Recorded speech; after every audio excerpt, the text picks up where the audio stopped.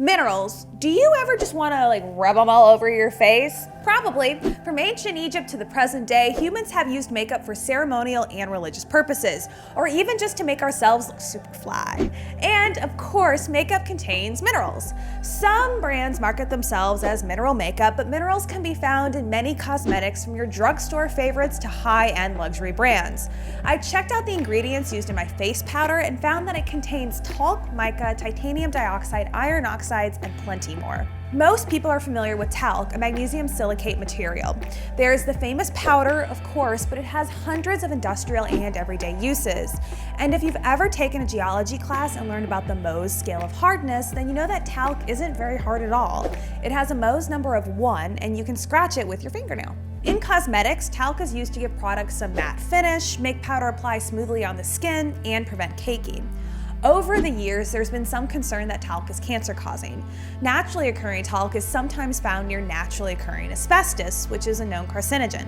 Talcum products in the United States have been asbestos-free since the 1970s. Another makeup mineral is mica. I even did an unboxing video about the most common type of mica, muscovite, and you can see this delicate twinkling gemstone rubbed off easily on my fingers.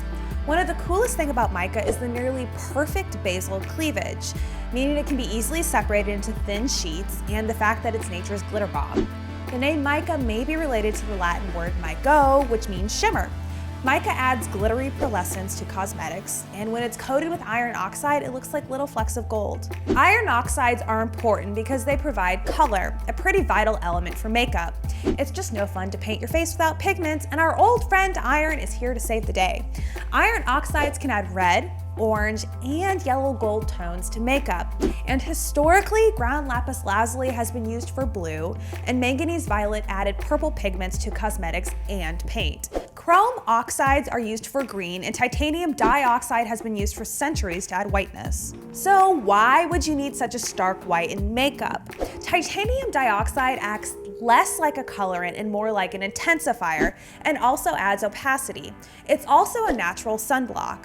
You can find titanium dioxide in plastics, paper, toothpaste, medicine, food. It's pretty nifty. Do you know anyone who takes rocks for granite? Get it? Hey, help me come up with better mineral puns in the comments below. I really need it. And while you're there, don't forget to like and subscribe. If you liked learning about the gems we discussed today, check out the links below. Thanks for watching.